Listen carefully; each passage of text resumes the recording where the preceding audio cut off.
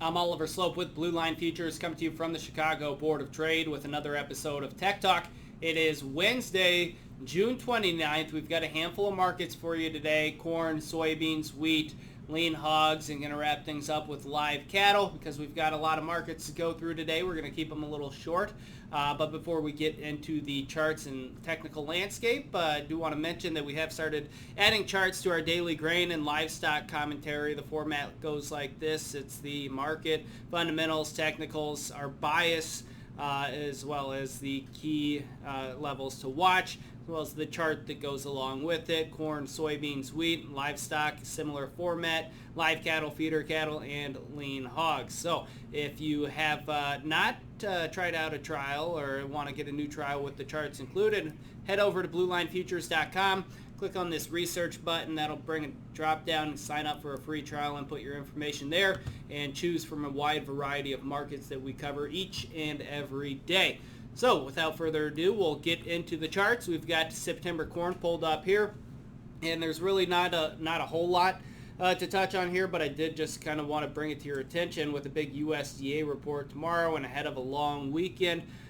Reminder, markets are closed Monday, July 4th. It's a hard open on Tuesday. That's an 8:30 open.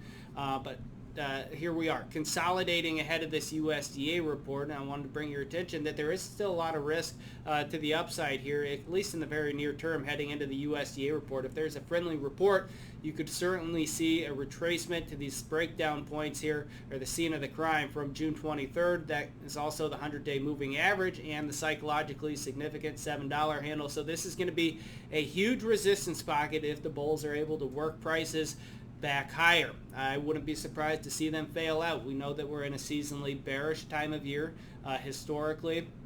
I believe it is June 14th to July 27th. September corn futures have traded lower for 13 of the last 15 years in that time frame. So especially working with a lot of producers who need to hedge price, we're working to use these rallies as opportunities to get some protection on. There's ways to do that while still remaining bullish. You know, you can look at several different option strategies to at least put a floor in the market.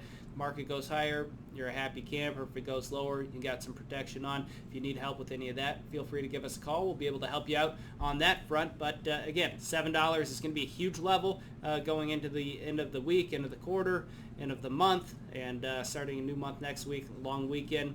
In a potential weather market, expect fireworks to come next week. On the support side of things, the recent low, 53, all the way down here to about 45, which were significant levels really from the start of the Russian invasion of Ukraine. That's kind of where we blew off and weren't able to make up our mind. Then we finally broke through, became support here at the middle of March, and I think this was beginning of April as well. So 645, 650 areas must hold. A break and close below there could potentially spur some additional long liquidation from the funds. Take us down to that 200-day moving average, which right now comes in at 625 and 3/4. Now moving over to the soybean market, they've done a heck of a lot better job retracing some of the breakdown points from the last week, week and a half. Today was the day that really did it. We got out above these this, I guess you'd call it a secondary breakdown point from June 22nd, June 23rd, and with this close we could see an extension towards the 100-day moving average, psychologically significant area as well, $16 handle. If we get a friendly USDA report tomorrow, and as with corn, we're looking to use these rallies as opportunities to look to the short side, especially with producers who need to protect price. Now, if we do get a very bullish report and break out above here, that certainly opens the door for an extension towards contract highs. But as it stands right now, we're looking to use these rallies as opportunities to get some protection on.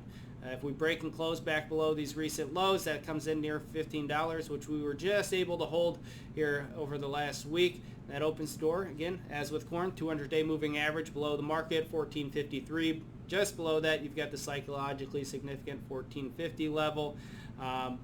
So those are the key pockets that we're looking at going into the end of the week and into that USDA report, where we're expecting to get some pretty wide swings in these grain markets. Now, wrapping things up on the grain side, wheat. Wheat has been a bit of a technical graveyard here recently after breaking below this low end range. That was all the way up at 1040 and change. and we just really haven't been able to muster up much. You'd think with that sharp sell-off in that short amount of time, you'd get a bigger relief rally, but we're not able to get out above this 970 area, which was a big breakout area. Again, as with the other markets, the invasion of Russia, Ukraine, that was a big breakout area, became support all the way through March and the beginning of April. That's now going to be resistance going forward. If the bulls can get out above here, potentially that spurs a little bit of short covering. Takes us back towards that 100-day moving average, which is kind of a theme in these grain markets, and that breakdown point near 1040. So if we get out above 970 with conviction, there's room to run to repair some of the technical damage that's been done. However, if the bulls are not able to get that done and achieve that, I wouldn't be surprised to see this 200-day moving average give way. That comes in right at about $9 right now. Below that, you're looking at about $8.15. That was previous resistance before the Russian invasion of Ukraine. So those are the levels we're looking at for grain markets. As promised, we'll go over some livestock here. We've got August lean hogs pulled up to start. There is a hogs and pigs report after the close today. We don't have that information yet, so stay tuned. We'll send out an email later with the numbers. But lean hogs, a bit of a disappointment here this week. The silver lining, I guess, if there is one, is the fact that we're able to hold the 200-day moving average and trend line support. Today's hogs and pigs report, potentially the catalyst to get us back towards the top end of the range, and trend line resistance, that comes in closer to about 108. A break and close below here is the big concern, though. Break and close below 103 opens the door for a potential retest of these May 12th lows. That comes in closer to 98.65. So this is what we've defined in our morning reports as a must-hold area.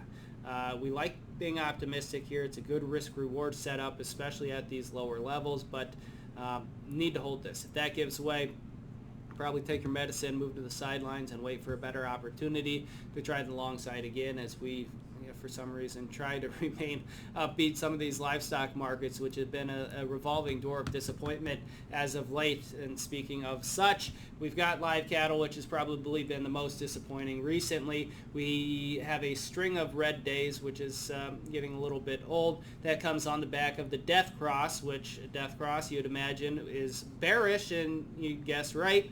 That's when a shorter-term moving average moves below a longer-term moving average, and if it was the opposite, it'd be a golden cross. But we've got the death cross here. I typically don't put a lot of weight into it, but that I would bring it to your attention. Trading down near that 132 level. If we can't hold this, there's really not a whole lot of support until you get back to these May 31st lows. That comes in closer to 130. The cash market remains fairly stout.